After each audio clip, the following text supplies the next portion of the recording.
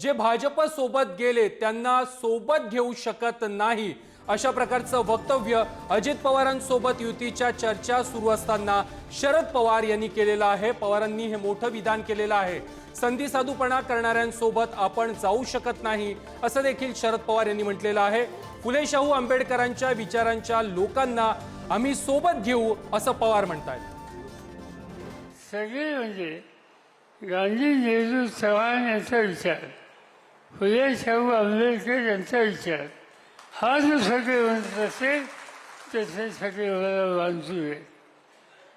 पण सत्याच्यासाठी भाजपबरोबर जाऊन बसायचं ही भूमिका कुणी मांडत असेल तर हा विचार काँग्रेसचा विचार नाही।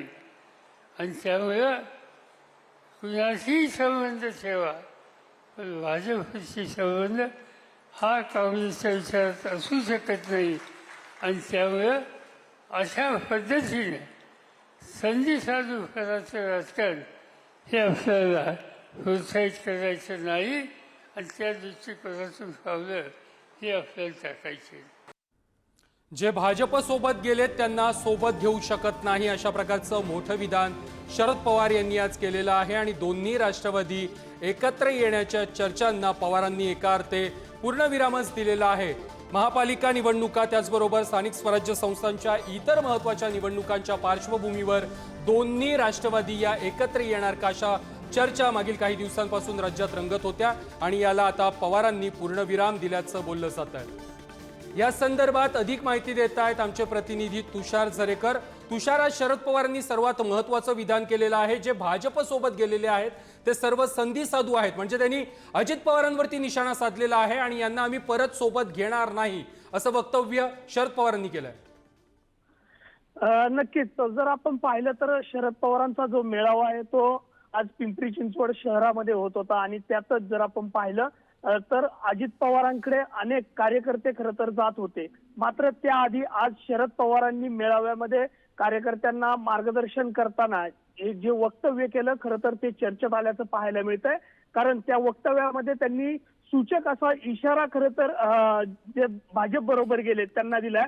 अप्रत्यक्षपणे त्यांनी अजित पवारांचं नाव न घेता मात्र अजित पवारांनाच हा टोला दिलेला ही पाहायला मिळतोय।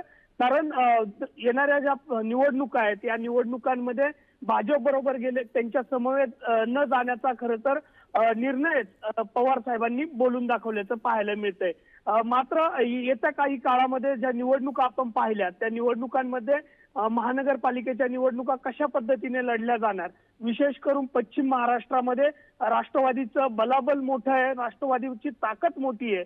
त्यामुळे भारतीय जनता पार्टीला शह देण्यासाठी, भारतीय जनता पार्टीला दोन हात करण्यासाठी जर समोर कोण असेल तर तो समोर येण्यासाठी शरद पवारांचा राष्ट्रवादी पक्ष पुढे येताना पाहायला मिळतोय।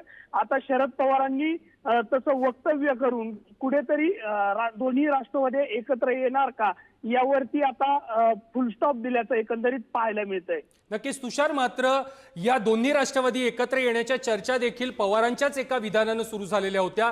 दोन्ही राष्ट्रवादी एकत्र येतील का असा जेव्हा पत्रकारांनी प्रश्न विचारला होता त्यावेळेला या संदर्भातील निर्णय सुप्रिया सुळे घेतील असं संभ्रमाचं वक्तव्य पवारांनी केलेलं होतं आणि त्यानंतरच या चर्चांना जोर धरलेला होता।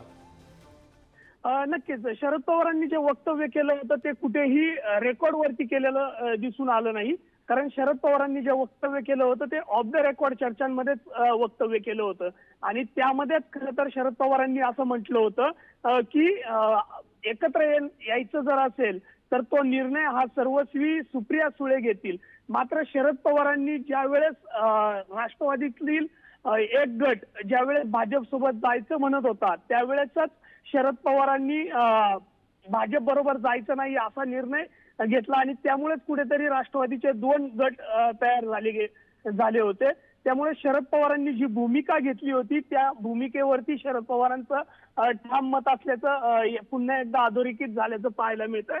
कारण शरद पवारांनी आता जे वक्तव्य केलंय त्या वक्तव्यामधून असं दिसतंय की शरद पवारांची आणि शरद पवारांच्या काही निष्ठावंत कार्यकर्त्यांची अजूनही भारतीय जनता पार्टी बरोबर किंवा राष्ट्रवादीच्या ज्या अजित पवार गट आहे त्यांच्याबरोबर जाण्याची इच्छा जास्त करून दिसून येत नाहीये। असंच या वक्तव्यातून दिसून येतंय. आणि सुप्रिया सुळेंना त्यांनी जे म्हटलं होतं की सुप्रिया सुळे जो निर्णय घेतील नक्कीच तुषार, मी तुम्हाला थांबवतोय.